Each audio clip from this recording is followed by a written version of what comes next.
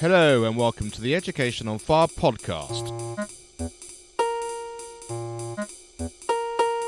The place where we share creative and inspiring learning in our schools.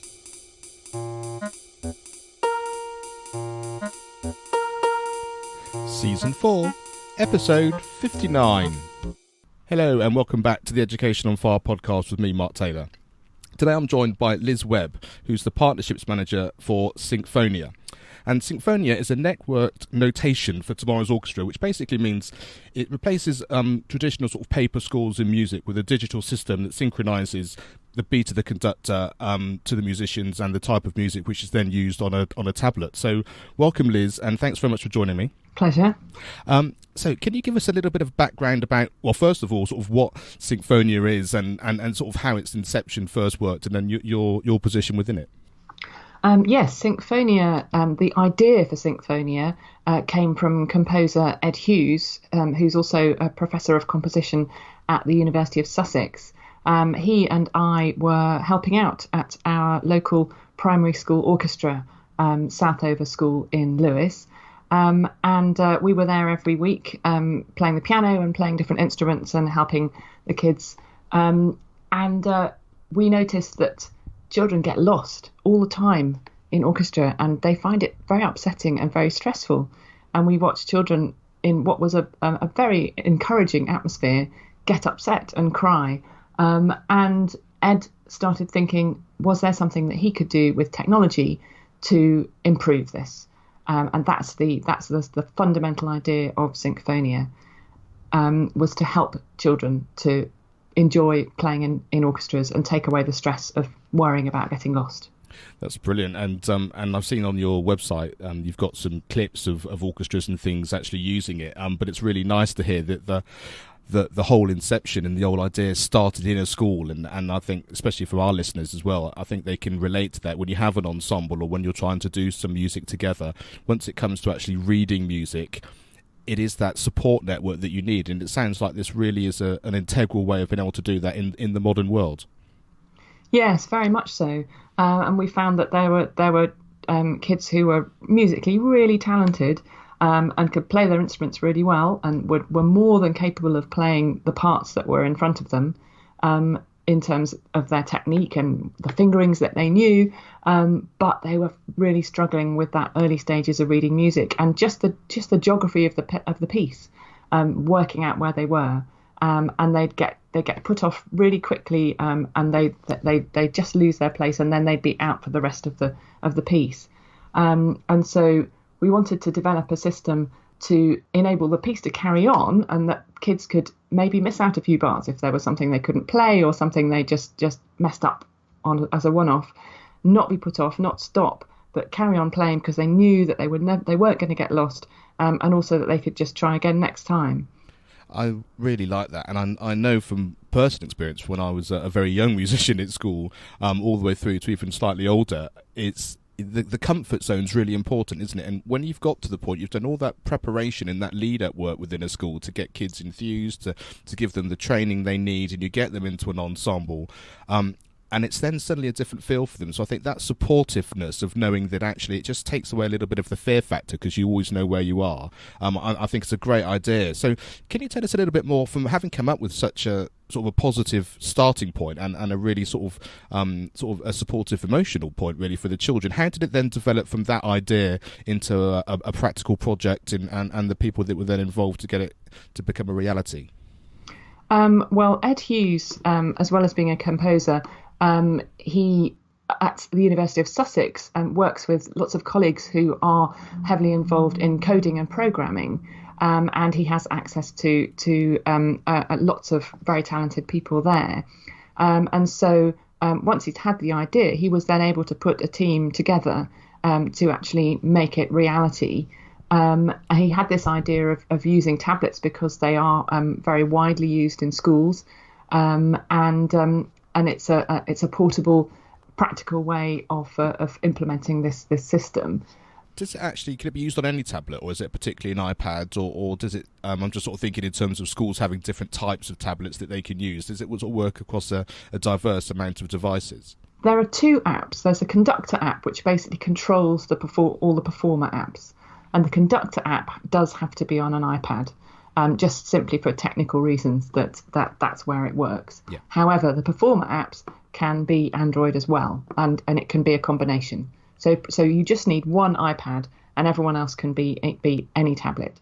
And they're just all networked together on a private Bluetooth system, so they all talk to each other. So you don't even need a good internet connection.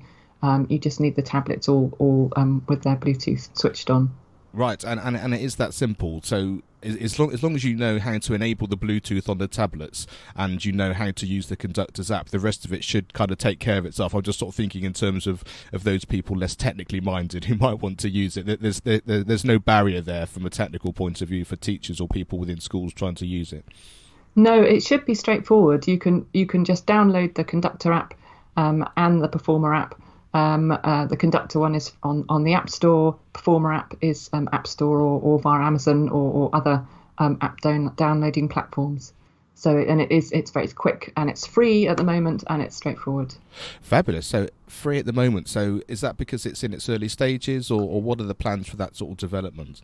Yes, it is in its early stages. At the moment, it's completely free, and the app comes with a free bundle of 8 scores, which are very varied. They range from a kind of beginner level arrangement of Jingle Bells by Ed Hughes up to Bach's double concerto arranged for flexible ensemble, Bach's double violin concerto, which obviously has kind of virtuoso violin parts. So the idea is to give a sense of what the app can do across a really wide range of music. What we're working on is the next version, which will include a paid facility for users to upload their own scores. They have to be in XML format and have been originated in Sibelius, but then which is standard across the music industry. Then they can upload their own scores, and that will be a paid service. And also we are going to expand our score library, and that will also be a paid service. I think that's a really good development, because I know lots of music coordinators and lots of people who are doing ensembles within schools, they have to do their own arranging anyway, because they've got various different types of musicians in their ensemble. It's not a sort of a one style fits all kind of thing. So, and most of those people, like you say, will be using Sibelius at that point anyway. So to be able to then upload it directly would one, saves all the printing and all of that kind of thing, but sort of just very, very simply, having done the arrangement, which they would have been doing already, then you can just use directly into the new program. I think that's absolutely fantastic. So in terms of who it's for, then, you said it sort of started in primary school there. How's it developed in terms of other people using it? Is it sort of gone into secondary schools and other orchestras as well? Yeah, we've tested it quite extensively with a wide range of users. It works particularly well, we think, with age 9 to 13 kids who are just at the very beginning stages of using notation, and partly because they are changing their level all the time. And one of the real strengths of Syncphonia is that you can have lots of different parts of different levels on the system, and each performer has their tablet in front of them, and at any point they can scroll through all the available parts and change which part they're playing. So, for example, if you have a beginner violinist at the beginning of the term, they might play the easy violin part, but they might learn a whole load of new fingerings and a load of new notes, and it's getting a bit easy by the end of the term. So they can say, well, I'm going to try the medium violin part or the hard violin part, and they can scroll and play that part as well, or instead. I see. And are you able to use these different parts away from the ensemble itself? So are they sort of then stored in the app, or does it always have to be connected to the iPad originally? I'm just thinking of children having their own pads, which they might then want to practice on at home. Yes, and that's something that we're working on, because at the moment all the performer apps are completely controlled by the Conductor app.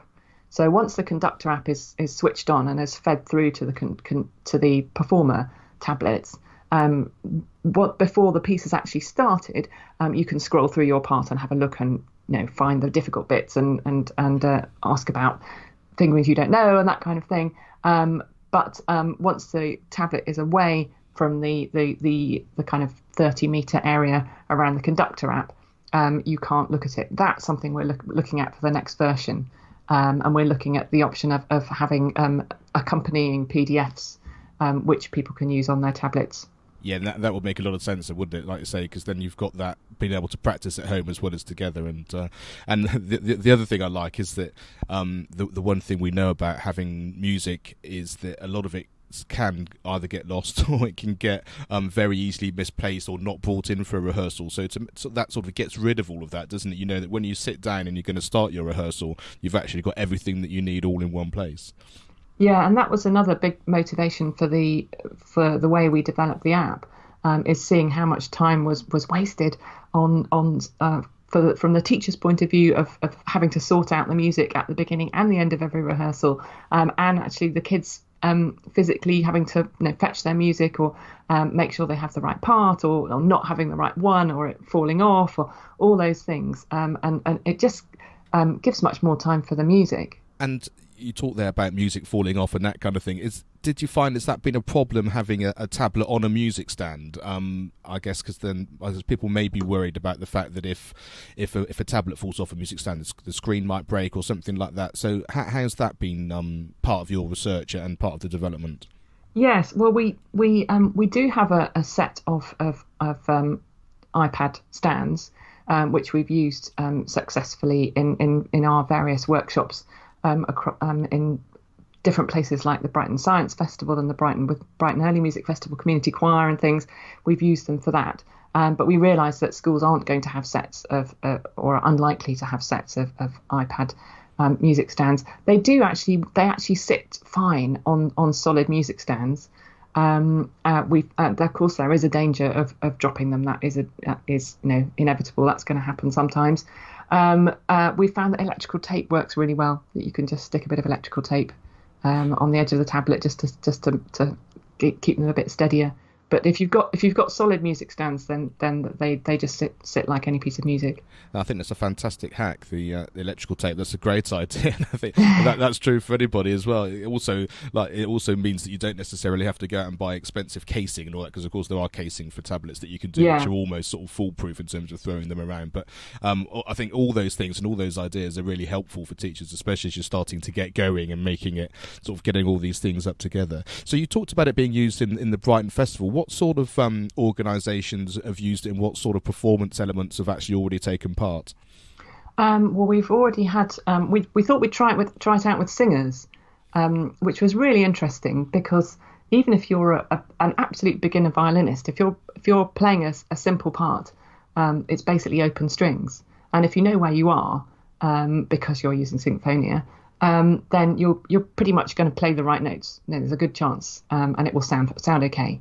But singers don't have that because they have to find the notes out of thin air. So that was a whole interesting extra angle that we wanted to explore, and to see how inexperienced music readers who were singers got on with it. And it actually worked really well. They still obviously had to be given their note by someone else.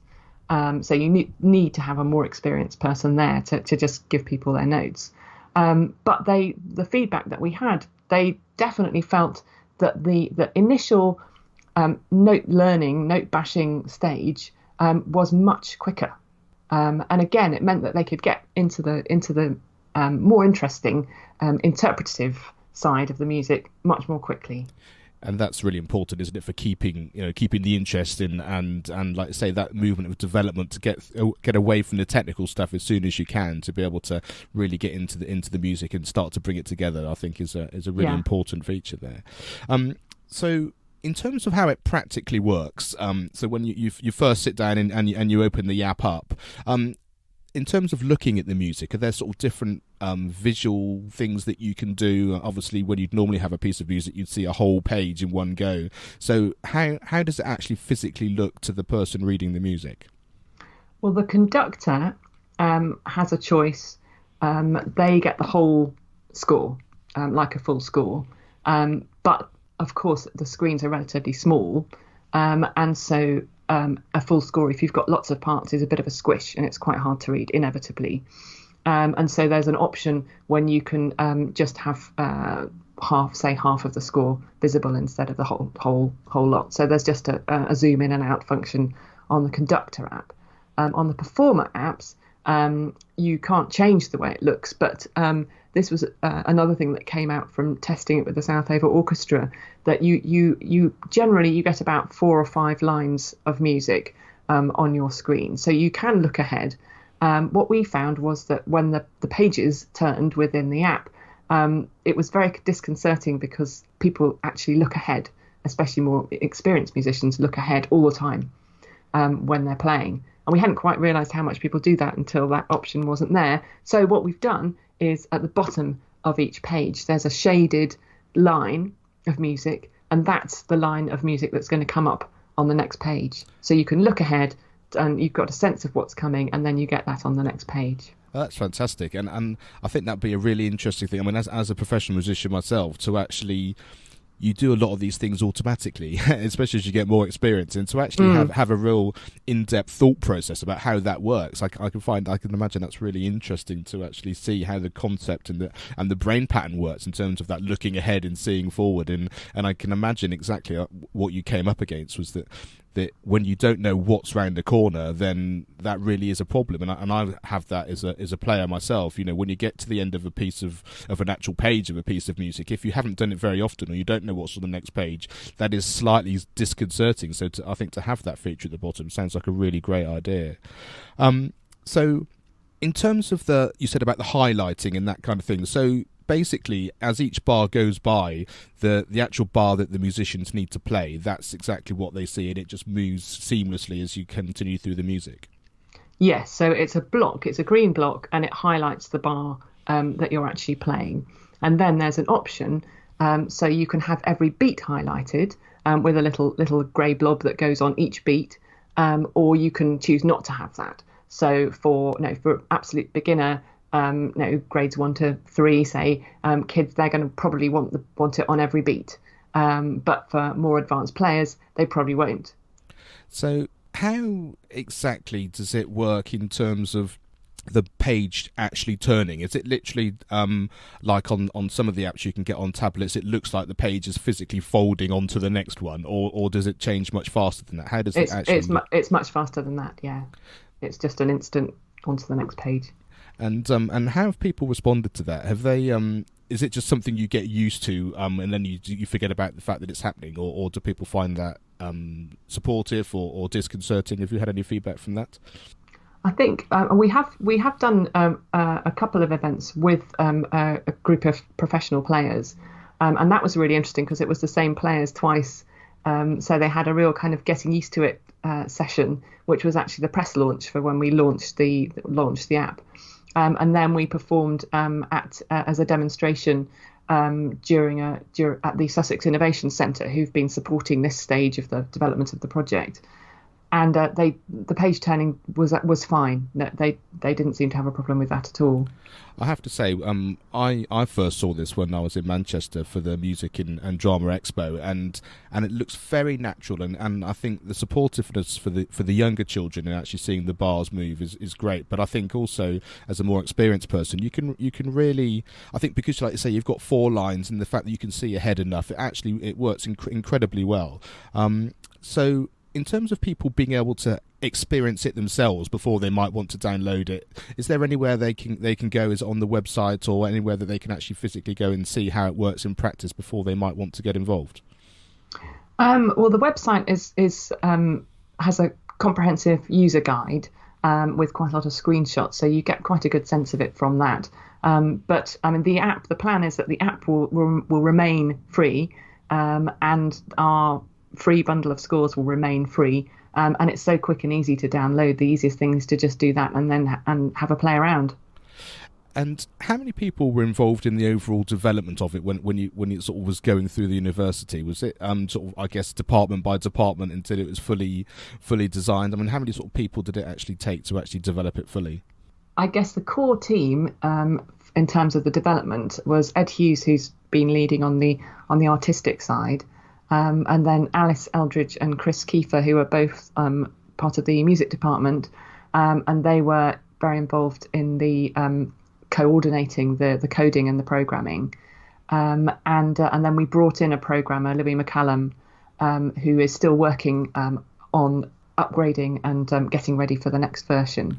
And I guess that's the thing, isn't it? I mean, I've developed an app myself, and it's that continual upgrade that you need. Partly is the platforms just do general updates, so you need to keep on top of that, don't you? But like I say, when you're improving it and you've got new features and new ideas, all of that just takes continual work. Yes, that's right.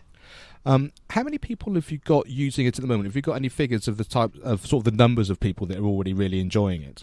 Well, we know that we've had about 60 downloads, but that's been all over, quite widely spread around the world. We've had quite a few people in Australia because there was a really good Australian radio broadcast, public radio broadcast.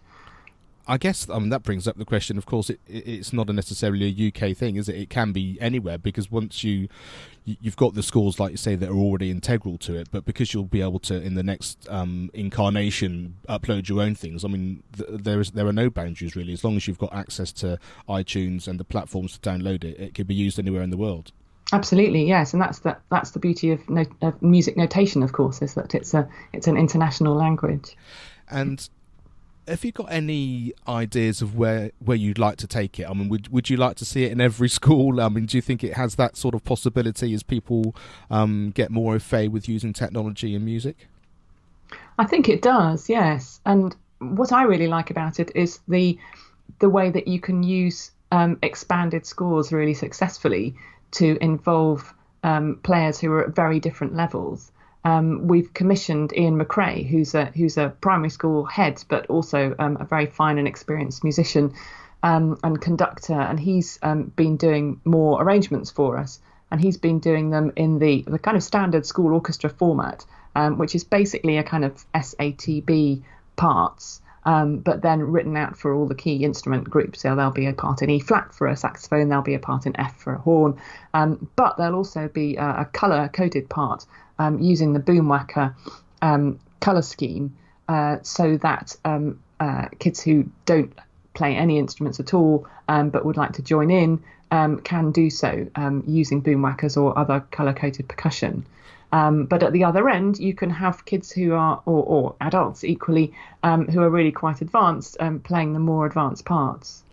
I really like the fact that there's that sort of gradual sort of a gradual slide of being able to get involved in all of that, isn't it? You don't have that, now we're reading music, here's a piece that's already pre-existing. That, I think that sort of easing in terms of, like I say, being able to use percussion or boomwhackers, and also then, like I say, the amount of difficulty within each part and that within the ensemble. I think that flexibility, I think, is incredibly important and very forward thinking, and I think that's very helpful for schools generally. And I think that's probably the most supportive thing from a musical point of view. But the other part, I wonder how you've had any feedback in terms of the fact actually using pads and technology within the curriculum, because of course what it does is it broadens that sort of cross-curricular idea of actually having technology as actually an integral part of what you're trying to produce within a school. Yeah, certainly it ticks boxes from teachers' point of view, and it's a very positive and inclusive way of using that technology. A lot of schools have got funding to actually buy the iPads, and it's great to have something that's really inclusive that they can do with them. And just before we started recording, you mentioned that you were going to be in London in February. Can you tell us a little bit about that and what people can expect to see if they come and see you there? Yes, that's right. We're going to be at the Music and Drama exhibition at Olympia. It's on the 22nd and 23rd of February. We've got a stand there. We're going to have 5 performer iPads and a conductor iPad, and people can basically come along and have a go. You can use the Conductor app and have a go at actually experimenting with beating. The way the Conductor app works is that you beat 2 bars worth of the time signature, whatever that is, at whatever speed you want, at a steady speed, and the app will then pick up that speed and carry on at that steady speed. And so if you want your piece to be metronomic because you're working with kids and that's what they need, then you can do that. But if you want to be more subtle, or you want to have an accelerando or slow down, then you can keep tapping, and gradually you can do that, and the app will pick up your decreasing or increasing speed. So you can be much more subtle. So the Conductor app is something that you can learn to use. And when you're actually there, have you got any have you got any instruments there that people can actually play with as well? I just wonder that sort of practical idea that we said in terms of actually physically using it as a performer as well. Is that something you're able to provide? That's not something we thought of, but that's a good idea. I'll look into that. Fabulous. So for all those people that are listening and thinking, I'll need to really have a look at this and see, what's the best place for them to go and check it out? What's the website address, and where can they find it? The website address is www.syncphonia.co.uk. Fabulous, and from there you can get everything you need, and you can see all those options and the features. And I know there's some great videos there of showing people actually using it already. And if you go to educationonfire.com and go to Syncphonia in the search bar, make sure that all manner of social media and places where you can find it on iTunes and all that are all listed as well, so you can go there and find everything that you need and check it out. So Liz, thank you so much for chatting to me. It's really interesting, and I think it's a really important development that will really help many schools, and I love the fact that it's pushing the boundaries and doing something which is integrally important as a musician, and just taking it into the 21st century and beyond. Thanks very much. Great talking to you. Thanks for listening to the Education on Fire podcast. For more information of each episode and to get in touch, go to educationonfire.com. Education is not the filling of a pail, but the lighting of a fire.